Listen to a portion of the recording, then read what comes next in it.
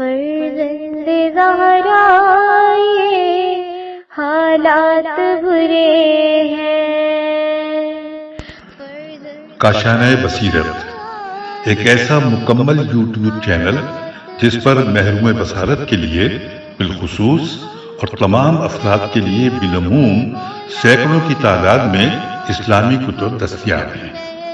لہذا گزارش ہے کہ آپ اپنی ذمہ داری نبھاتے ہوئے کاشانۂ بصیرت کو سبسکرائب کرنے کے ساتھ ساتھ بیل آئیکن کو پریس کیجیے تاکہ آپ علم کے حصول کے ساتھ ساتھ مذہب اہل بیت کی اشاعت میں بھی اہم کردار ادا کرتے رہیں۔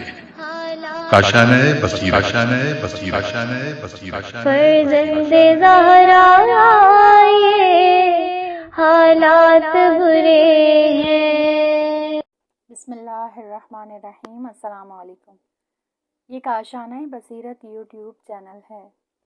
آج ہم آپ کے لیے کتاب اسلام اور سیاست ریکارڈ کر رہے ہیں جس کی مصنف آیت اللہ مصباح یزدی ہیں۔ تو آئیے سنتے ہیں اس کتاب کا پارٹ نمبر 24 پیج نمبر 225 سے۔ ان کا عقیدہ یہ ہے کہ خود ہم اپنے لیے قانون بنا کر اس پر عمل کریں اور کوئی مشکل نہیں ہے۔ نمبر 6، قانون گزاری حق خدا سے مخصوص ہونے کے دلائل۔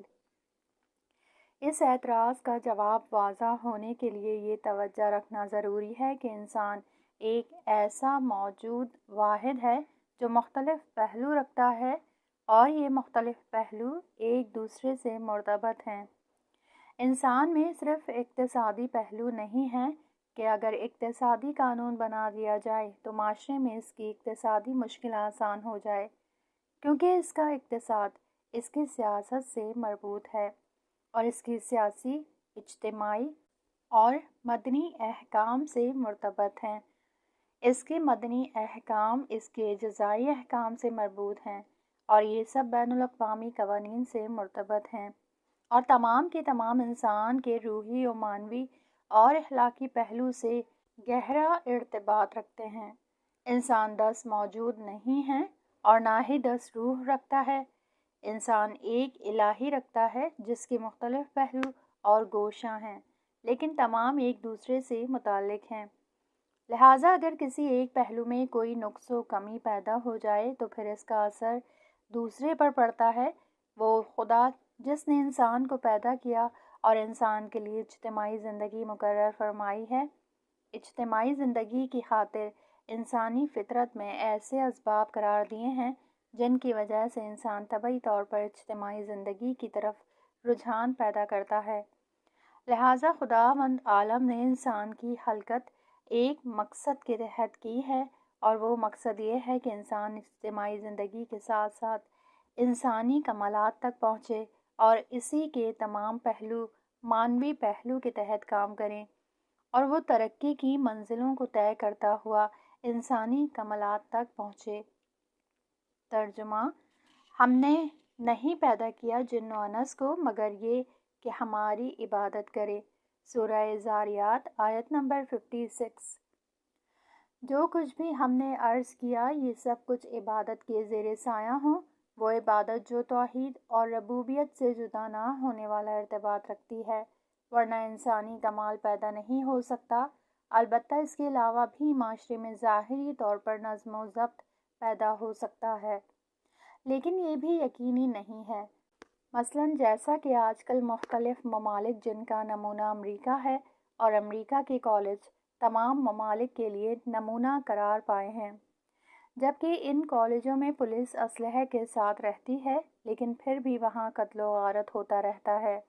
ملاحظہ کریں کہ یہ وہی نظام ہے جس کو انسان نے بنایا ہے اور اس طرح کے دوسرے کارنامے ہیں جن کے بیان کرنے سے انسان کو شرم آتی ہے۔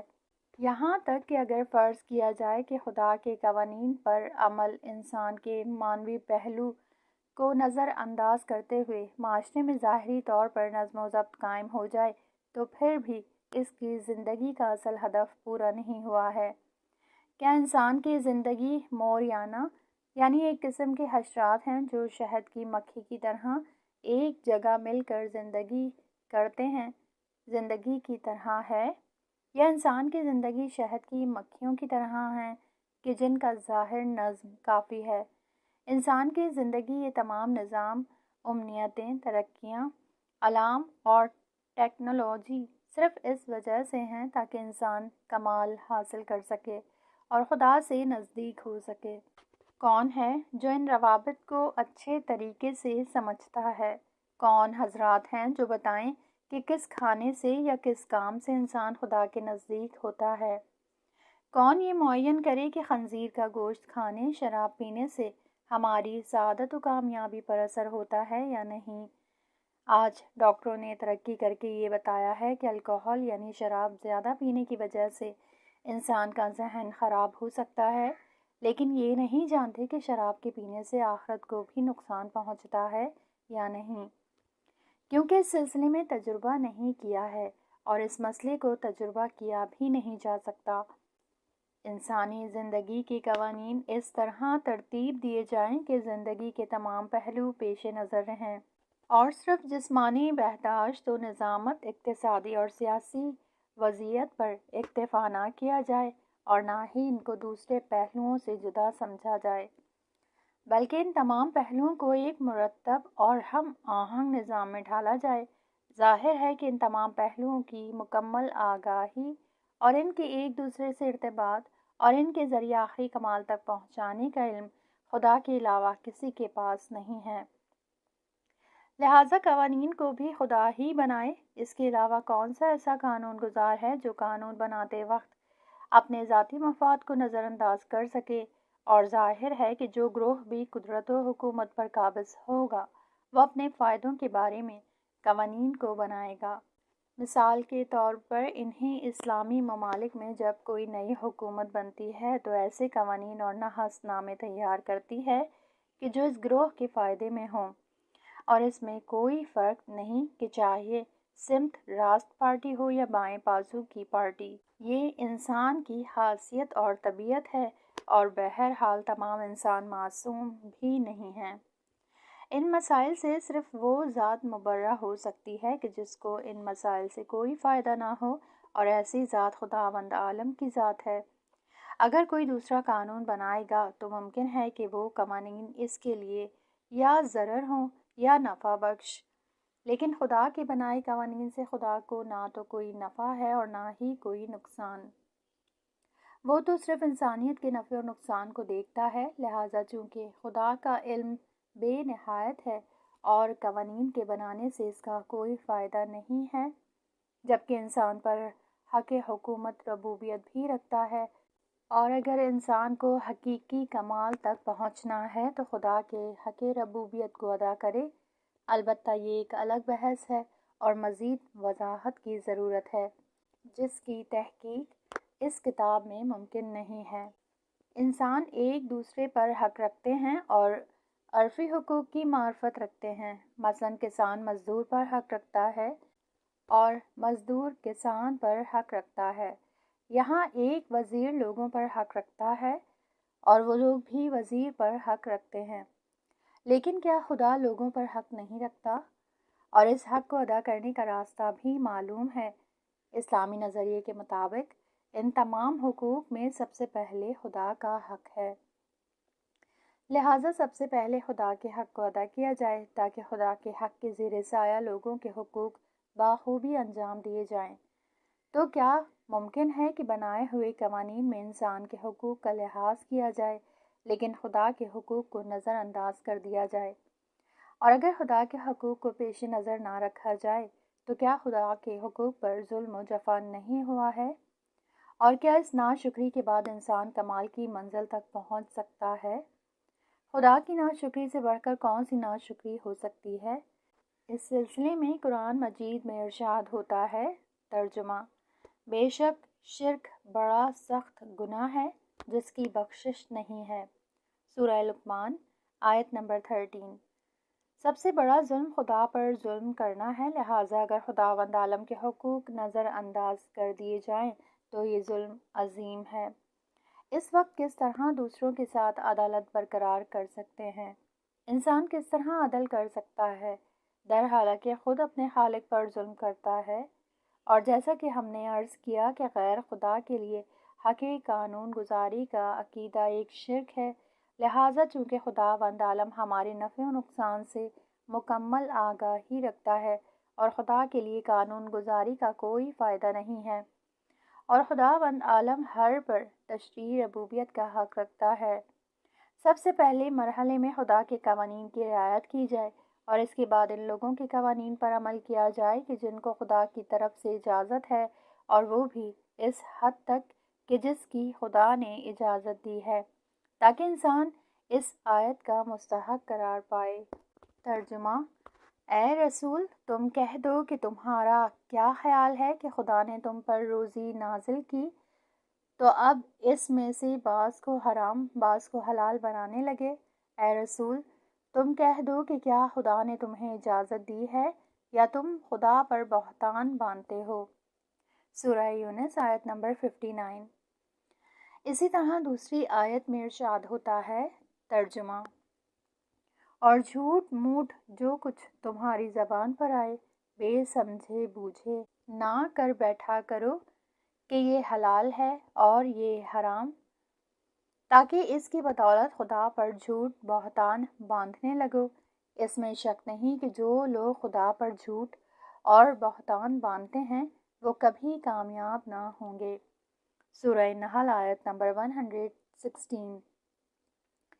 اس بنا پر خدا کے تشریعی حق ربوبیت کی ادائیگی کے لیے پہلے خدا کے قانون پر عمل کریں اور اس کے بعد تحقیق و بررسی کریں کہ اس نے کسی کو قانون گزاری کی اجازت دی ہے یا کسی کو قانون کو جاری کرنے کی اجازت دی ہے، کیونکہ اگر قانون کو اس کی اجازت سے جاری نہ کیا جائے تو پھر بھی خدا کے بندوں پر تصرف کرنا ان کے مولا و آقا کی اجازت کے بغیر ہوگا۔ اسلامی نظریے کے مطابق خدا کی مرضی کے خلاف دوسروں پر تصرف کرنا تو دور کی بات ہے، خود پر تصرف کرنا بھی جائز نہیں ہے۔ اس وجہ سے انسان کو خودکشی کا حق نہیں ہے۔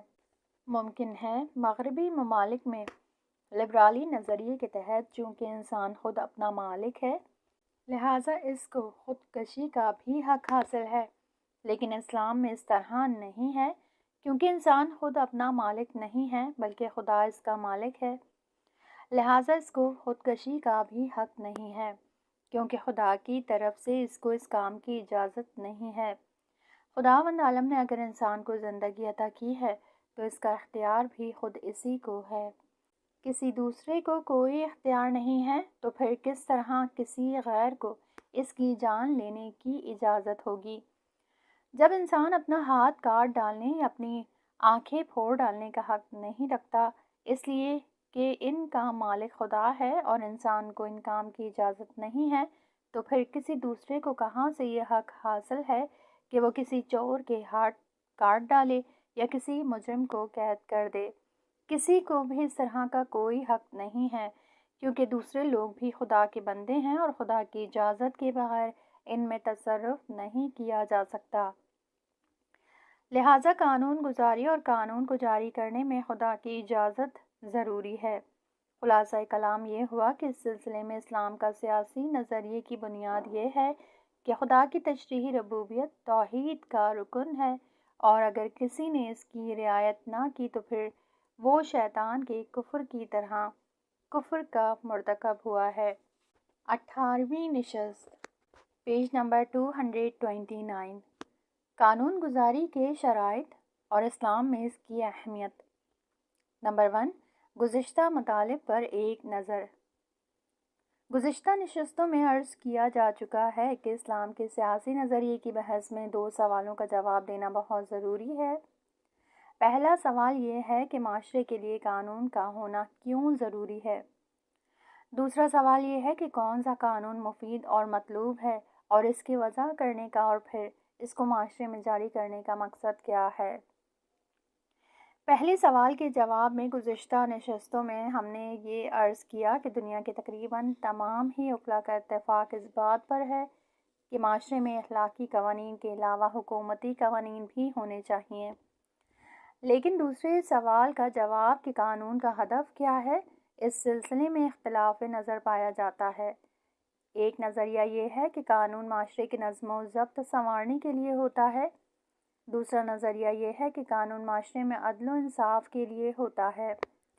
تیسرا نظریہ اس وقت لبرلزم نے بیان کیا ہے کہ قانون انسان کی انفرادی آزادی کی حفاظت کے لیے ہوتا ہے، یعنی انسان اپنی زندگی میں ہر طرح سے آزاد ہونا چاہیے کہ جو چاہے وہ انجام دے سکے، لیکن اس طرح مقام عمل میں مزاحمت اور ٹکراؤ ہوگا کہ بعض افراد کی وجہ سے دوسروں کی آزادی خطرے میں پڑ جاتی ہے۔ لہٰذا قانون اس وجہ سے وضع کیا گیا ہے کہ سب کی آزادی برقرار رہ سکے اور مزاحمت سے روکا جا سکے۔ جیسا کہ گزشتہ بحث میں ہم نے عرض کیا کہ اسلام کے سیاسی نظریات میں انسانوں کی امنیت و نظم و ضبط اور عدالت وغیرہ کی حفاظت متوسط قسم کے اہداف ہیں، لیکن اسلام کی قانون گزاری کا اصل ہدف انسانوں کے مادی اور معنوی فوائد کی حفاظت ہے، اور اس میں کوئی شک نہیں ہے کہ معنوی فائدے مادی فائدوں سے کہیں زیادہ اہم ہیں۔ لہٰذا قانون اس طرح ہونا چاہیے کہ جس سے انسان کے کمال تک پہنچنے کے لیے راہ ہموار ہو سکے، یعنی جو تقرب خداوند متعال کا باعث بنے۔ لہٰذا جو چیزیں خدا کی طرف سے جانے میں مانع ہوں وہ معاشرے سے ختم ہو جانا چاہیے۔ مختصر الفاظ میں یہ کہا جائے کہ قانون وہ ہے جس میں تمام انسانوں کی مادی اور معنوی مصالح و منافع کی حفاظت ہو۔ یہاں تک پہنچنے کے بعد یہ سوال پیدا ہوتا ہے کہ قانون گزار کون ہونا چاہیے۔ اس سلسلے میں بھی مختلف نظریات پائے جاتے ہیں۔ خلاصہ یہ کہ سیاسی اور حقوق الناس کے دعوے دار حضرات کے درمیان دو شرطوں کو معتبر جانا گیا ہے۔ پہلی شرط، قانون گزار وہ ہو جو قانون کے ہدف کو اچھی طرح جانتا ہو۔ دوسری شرط، قانون گزار معاشرے کے منافع کو اپنے ذاتی مفاد پر قربان نہ کرے اور وہ قانون کے اہداف و مقاصد کو اچھی طرح جانتا ہو۔ ان دو چیزوں کو تقریباً تمام ہی لوگ قبول کرتے ہیں، اگرچہ ان کے قانون بنانے کے اہداف مختلف ہیں۔ بہرحال قانون بنانے سے کسی کا کوئی ہدف ہو، وہ یہ ضرور مانتا ہے کہ قانون گزار کو قانون کے اہداف سے اچھے طریقے سے واقفیت ہونا چاہیے اور ان اہداف تک پہنچنے کے راستوں سے واقف ہو تاکہ اس کے بنائے ہوئے قوانین کے ذریعے ان اہداف تک پہنچا جا سکے۔ قانون گزار کا علم ایسا ہو کہ جس کے ذریعے قوانین کے اہداف تک پہنچنے کا راستے کا پتہ لگا سکے اور قوانین کو اسی کے مطابق بنائے، اور اخلاقی صلاحیت ایسی ہو کہ معاشرے کے مفاد کو اپنے مفاد پر قربان نہ کرے۔ نمبر 2، قانون گزاری کے شرائط خداوند عالم میں منحصر ہیں۔ اسلامی نظریے کے مطابق مذکورہ شرطوں کے علاوہ قانون گزاری کی انسانی مادی و معنوی مصلحتوں سے واقفیت ضروری ہے اور کسی خاص فرد یا کسی خاص گروہ کے فائدے کی خاطر معاشرے کے فائدوں کو قربان نہ کرے۔ اسلام اس نقطے کا بھی اضافہ کرتا ہے کہ قانون گزار کا اصل حق کسی کو ہے جو انسانوں کو امر نہیں کر سکتا ہو۔ اگر کوئی معاشرے کی مصلحتوں کا علم رکھتا ہو اور وہ معاشرے کی مصلحتوں کو اپنی ذاتی مصلحتوں پر مقدم کرے، پھر بھی قانون گزاری کا حق اصالتاً اس کو نہیں ہے، کیونکہ ہر قانون خواہ نخواہ امر نہیں رکھتا ہے۔ جیسا کہ ہم نے بحث حق و تکلیف کے بارے میں گزشتہ نشستوں کے دوران عرض کیا کہ ہر قانون صریحاً یا اشارتاً امر نہیں رکھتا ہے۔ مثلاً یک دفعہ کہا جاتا ہے کہ دوسروں کے مال کا احترام کرو اور اس میں تجاوز نہ کرو۔ یہ امر صریح اور واضح ہے، لیکن کبھی قانون میں ظاہری طور پر امر نہیں ہوتا ہے۔ مثلاً کہا جائے کہ آپ کے لیے اس طرح کا حق ہے، اس کا مطلب یہ ہوا کہ دوسرے اس حق کی رعایت کریں۔ ان تمام چیزوں کا قانون ضامن ہوتا ہے، یعنی یہ ساری باتیں قانون کے اندر ہونا چاہیے۔ گویا اس طرح کا امر پر بھی قانون مشتمل ہوتا ہے۔ لہٰذا قانون کو یہ حق ہے کہ دوسروں کو امر نہیں کرے، اور یہ اصل حق خدا سے مخصوص ہے، چاہے شرط اول کے لحاظ سے دیکھا جائے جس میں یہ کہا گیا تھا کہ قانون گزار کو انسانوں کے مصالح سے آگاہ ہونا چاہیے، یا شرط دوم کے لحاظ سے دیکھا جائے جس میں یہ کہا گیا تھا کہ قانون گزار وہ ہے جو اجتماعی مصالح پر فردی مصالح کو مقدم نہ کرے۔ ان دونوں شرطوں کے اعتبار سے خدا محقق ہے، کیونکہ وہ انسانوں کے مصالحہ کا سب سے زیادہ عالم ہے۔ چنانچہ مذکورہ شرطیں سب سے زیادہ کامل خدا میں موجود ہیں، کیونکہ انسان کے اعمال کا کوئی بھی فائدہ خدا کو نہیں پہنچتا۔ مثلاً اگر انسان مومن و متقی بن جائے تو خدا کا کوئی فائدہ نہیں ہے، اور اسی طرح اگر تمام لوگ کافر ہو جائیں تو بھی خدا کا کوئی نقصان نہیں ہے۔ اگر تمام لوگ قوانین کی رعایت کریں تو بھی خدا کا کوئی فائدہ نہیں ہے۔ اسی طرح اگر تمام لوگ قوانین کی مخالفت کریں تو بھی خدا کا کوئی نقصان نہیں ہے۔ لیکن تیسری شرط امر و نہی، خدا کے علاوہ کوئی بھی انسان اصالتاً یہ حق نہیں رکھتا کہ کسی کو امر و نہی کرے۔ انسان دوسرے کو اس وقت امر و نہی کر سکتا ہے جب اس کا دوسرے پر کوئی حق ہو، اور لوگوں کا ایک دوسرے پر اس طرح کا کوئی حق نہیں ہے۔ خدا کی نظر میں تمام کے تمام انسان برابر ہیں۔ خدا ان سبھی کا مالک ہے اور انسان اس کا تمام وجود خدا سے متعلق ہے، لہٰذا صرف خدا کو انسانوں پر امر و نہی کا حق ہے۔ دوسرے الفاظ میں یہ عرض کیا جائے کہ انسانوں کے لیے ضروری ہے کہ خدا کی ربوبیت کو پہچانیں اور اس کی ربوبیت کے حق کو ادا کریں، اور خداوند عالم کی ربوبیت انسانوں کے لیے دو اعتبار سے ظاہر ہے۔ نمبر 1، تکوینی، یعنی کائنات کے چلانے کا حق صرف ذات باری تعالیٰ سے مخصوص ہے، وہی کائنات کا مدبر ہے، لہٰذا انسان اس چیز کا عقیدہ رکھے کہ خداوند عالم نے اس کائنات میں کچھ تکوینی قوانین نافذ کیے ہیں جن کے تعاون سے یہ کائنات رواں دواں ہے۔ چاند، سورج اسی کے حکم سے گردش میں ہیں، کائنات کا ذرہ ذرہ اسی کے اشارے پر چلتا ہے، لہٰذا اس کائنات کا صاحب اختیار رب تکوینی اور اس کائنات کا چلانے والا خدا واحد لا شریک ہے۔ اسی طرح یہ عقیدہ بھی رکھے کہ اس کائنات کا رب تشریعی بھی خداوند عالم ہے۔ گزشتہ جلسے میں اس سلسلے میں گفتگو ہو چکی ہے کہ ربوبیت تشریعی بھی خدا ہی کا حق ہے، اور ربوبیت تشریعی میں توحید اس بات کا تقاضا کرتی ہے کہ انسان فقط خدا سے احکامات کو لے اور اس سے قانون کو اخذ کرے، اور قانون کو جاری کرنے والے افراد خدا کی اجازت سے معاشرے میں جاری کریں۔ نمبر 3، قانون بنانے والے متعدد ہو سکتے ہیں۔ ایک اعتراض، یہاں پر کچھ شبہات بیان کیے جاتے ہیں۔ گزشتہ گفتگو میں ان اعتراضات و شبہات کے بارے میں ایک اشارہ ہو چکا ہے، لیکن کبھی کبھی اخباروں یا تقریروں یا کانفرنس وغیرہ میں کچھ چیزیں بیان کی جاتی ہیں کہ جن سے اندازہ لگایا جا سکتا ہے کہ یا تو ان لوگوں نے اس سلسلے میں توجہ نہیں کی، یا یہ کہ یہ بحث ان کو ہضم نہیں ہوئی۔ لہٰذا ضروری ہے کہ اس سلسلے میں مزید وضاحت کر دی جائے۔ ان شبہات میں سے ایک یہ ہے کہ آپ کہتے ہیں کہ قانون کو خدا وضع کرے، جیسا کہ ربوبیت تشریعی اس بات کا تقاضا کرتی ہے، لیکن ہم دیکھتے ہیں کہ معاشرے میں ایسے قوانین کی ضرورت ہے کہ جن کو خدا نے نہیں بنایا بلکہ خود لوگوں نے ان قوانین کو بنایا ہے۔ اگر ان کو نہ بنایا جاتا تو معاشرے میں بہت بڑی مشکل ہوتی۔ مثلاً وہ قوانین جو ہمارے اسلامی معاشرے میں اسلامی پارلیمنٹ کے ذریعے بنائے جاتے ہیں، ان قوانین کی ہمارے معاشرے کو ضرورت ہے، لیکن ان کو خدا و پیغمبر نے نہیں بنایا، جن کا سب سے واضح نمونہ ٹریفک قوانین ہیں کہ اگر یہ قوانین نہ ہوتے تو پھر کتنے حادثے ہوتے، کتنے لوگوں کی جان خطرے میں ہوتی اور کتنا مال برباد ہوتا۔ لہٰذا ایک طرف تو معاشرے کو ایسے قوانین کی ضرورت ہے، جبکہ خدا کی طرف سے ایسے قوانین نہیں بنائے گئے ہیں، نہ ہی قرآن مجید میں اس طرح کے قوانین موجود ہیں، اور نہ ہی حدیث رسول اکرم صلی اللہ علیہ وآلہ وسلم اور ائمہ کے کلمات میں یہ قوانین ملتے ہیں۔ بس آپ کس طرح یہ کہتے ہیں کہ قوانین کو خدا کی طرف سے ہونا چاہیے اور خدا قوانین کو بنائے، اور اگر انسانی قانون گزار کے ذریعے یہ قوانین بنائے جائیں اور ان کو معتبر سمجھا جائے تو اس بات کا نتیجہ یہ ہے کہ قانون بنانے والے دو مرجع ہوئے، ایک خدا اور دوسرا انسان، اور یہ آپ کے بیان کے مطابق تشریح میں شرک ہے۔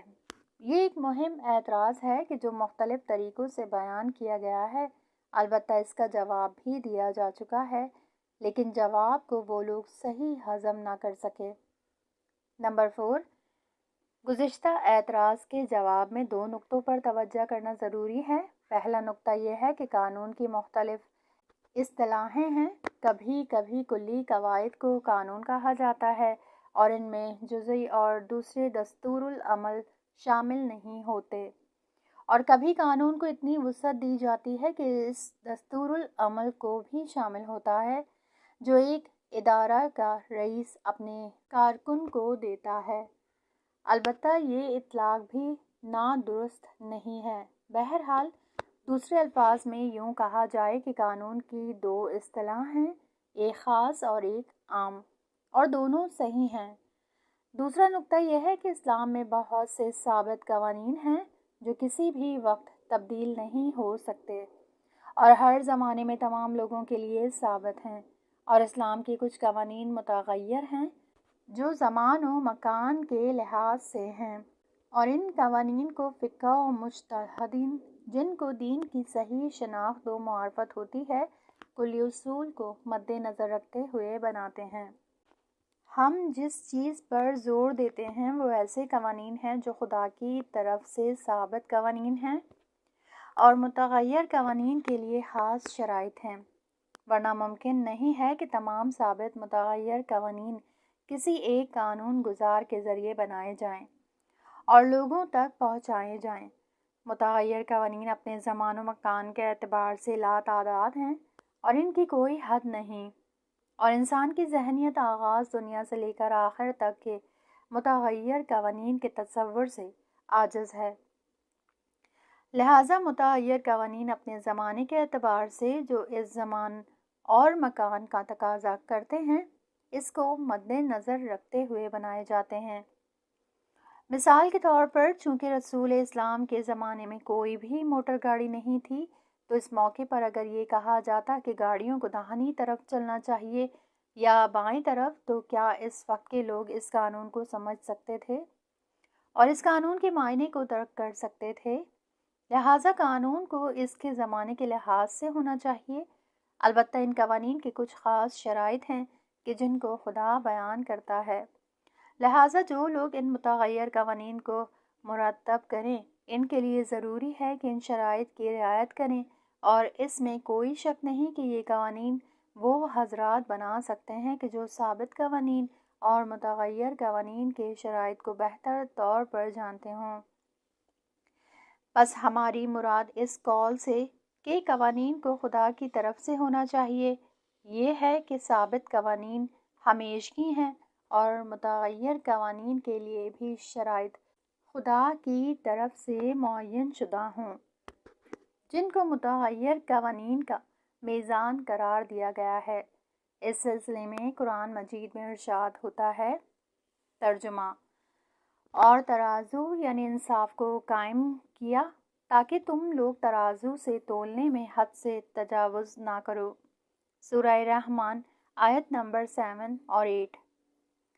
الہی اور توحیدی نظریہ جس بات کی تاکید ہے اور تقاضا کرتا ہے، وہ تیسرا نقطہ ہے جس کو ہم نے قانون بنانے کے سلسلے میں گفتگو کے دوران بیان کیا، اور وہ یہ ہے: چونکہ قانون میں امر نہیں ہوتا ہے اور جس کو قانون بنانے کا حق ہے، اس کو امر نہیں کرنے کا بھی حق ہونا چاہیے، اور وہ خدا کے علاوہ کوئی نہیں ہے۔ خود انسان ایک دوسرے پر امر نہیں کا حق نہیں رکھتے، لہٰذا قانون کو بھی نہیں بنا سکتے اور نہ ہی اس کو جاری کر سکتے ہیں۔ لہٰذا اگر زمان و مکان کے لحاظ سے متغیر قوانین کو بنانا پڑے تو اس کی اجازت بھی خدا کی طرف سے ہو، کیونکہ صرف وہی ہے کہ جسے امر نہیں کا حق ہے، اور وہی دوسروں کو یہ حق عطا کر سکتا ہے تاکہ ان کے بنائے ہوئے قوانین معتبر ہو سکیں۔ نمبر 5، قانون گزاری میں خدا کی اجازت بے اثر ہے۔ دوسرا اعتراض۔ ایک دوسرا اعتراض یہ ہوتا ہے کہ قانون گزاری میں خدا کی اجازت کا معتبر ماننا صرف ایک دعویٰ ہے جس کا کوئی اثر نہیں ہے، اور ایسا نہیں ہے کہ اس شرط سے قانون گزاری میں کوئی تغیر و مشکل ایجاد ہو، اور یہ صرف ایک الفاظ کا کھیل ہے۔ مثلاً اسلامی پارلیمنٹ میں ممبران جمع ہو کر کسی اجتماعی متغیر امر کے لیے قانون بنانے کا مشورہ کریں اور اس کے بعد کوئی خاص قانون بنا کر پیش کریں۔ اس موقع پر کیا فرق ہے کہ خدا نے اجازت دی ہے یا نہیں؟ یہ صرف ایک لفظ ہے جس کو استعمال کیا گیا ہے اور اس کا کوئی اثر نہیں ہے۔ لہٰذا قانون کا معیار یہ ہے کہ اچھائیوں اور برائیوں کو جاننے والے حضرات اس کی تحقیق و بررسی کر کے کوئی قانون بنا دیں۔ اب یہاں کیا فرق پڑتا ہے کہ یہ قانون اس کی طرف سے قانون گزاری کا حق ہے یا قانون دان افراد کے ذریعے یہ قانون بنا دیا جائے؟ توجہ رہے کہ یہ اعتراض بھی اپنی جگہ اہم ہے۔ یہاں اس کتاب کا یہ پارٹ ختم ہوا۔ اگلے حصے میں نیکسٹ پارٹ